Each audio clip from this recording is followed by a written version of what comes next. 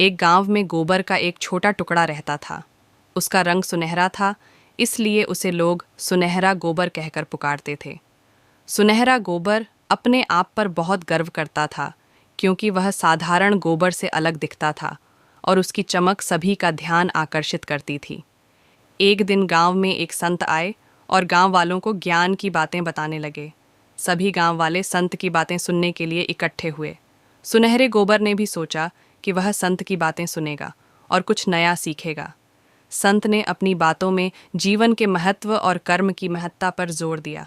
संत ने कहा, हमारी पहचान हमारे कर्मों से होती है, न कि हमारे बाहरी रूप से। जैसे एक साधारण दिखने वाला गोबर भी खेतों को उपजाऊ बना सकता है और फसलों को पोषण दे सकता है। सुनहरे गोबर ने संत की बातें सुनी और उसने सोचा, मैं सिर्फ अपनी चमक पर गर्व कर रहा हूँ, लेकिन मेरे जीवन का असली उद्देश्य तो कुछ और है।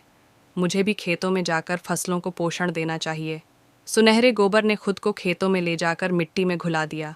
वह मिट्टी को उपजाऊ बनाने लगा और फसलें लहलहाने लगीं। किसान बहुत खुश हुए और उन्होंने गोबर की तारीफ की। अब सुनहरे गोबर को अपनी असली पहचान मिल गई थी। उसने यह समझा कि असली खुशी और सम्मान अपने कर्तव्य को निभाने में है, न कि बाहरी चमक धमक में। उसने खुशी खुशी अपना काम किया और सभी के दिलों में अपनी जगह बना ली। इस कहानी से हमें यह सीख मिलती है कि हमारे जीवन का असली मूल्य हमारे कर्मों से होता है, न कि हमारी बाहरी दिखावट से।